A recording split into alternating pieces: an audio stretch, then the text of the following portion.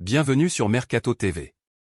Suivez toutes les dernières infos sur le marché des transferts du FC Barcelone avec les rumeurs et les officialisations du Mercato. Si c'est ta première fois d'être sur la chaîne, abonne-toi, likez et partagez la vidéo pour élargir la communauté barcelonaise.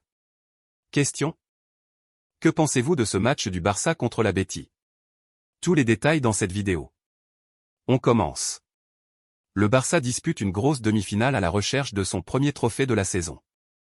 Après une victoire âprement disputée contre el Atlético Madrid pour étendre son avance en tête du classement de la Liga, Barcelone a fait le long voyage vers le Royaume d'Arabie Saoudite pour la Supercoupe d'Espagne 2023 à la recherche de son premier trophée de la saison.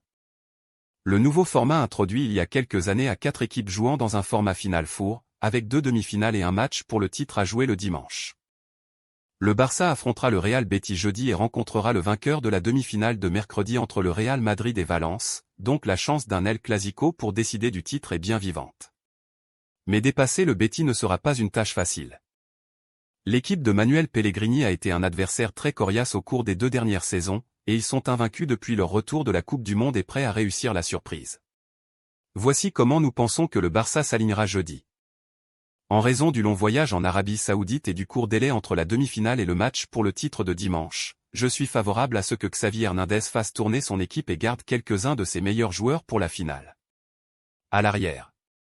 Reposer Ronald Araujo et Jules Koundé semble être une bonne idée, et Jordi Alba reviendra probablement au poste d'arrière gauche après avoir purgé une suspension contre l'Atlético Madrid.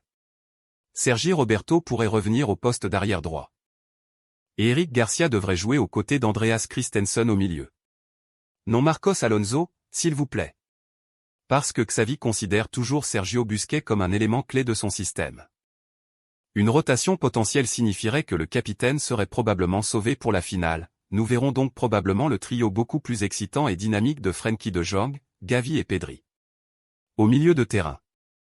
Franck Kessie pourrait se retrouver dans l'alignement si Xavi décide de l'accompagner contre un milieu de terrain physique du Betis, mais il ne semble pas que l'Ivoirien soit une véritable option pour commencer dans des matchs plus importants à partir de maintenant. Robert Lewandowski sera autorisé à jouer la demi-finale et une finale potentielle car son interdiction ne s'applique qu'aux matchs de la Liga, le Polonais est donc assuré de jouer celui-ci dès le début.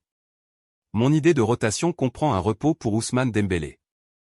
Avec Rafinha prête à entrer sur la droite. La place de l'aile gauche est à gagner avec Ansu Fati en pleine forme et Ferran Torres toujours une partie importante des plans, et ce ne serait pas une surprise de voir l'un ou l'autre dans le 11 jeudi. Merci pour le visionnage.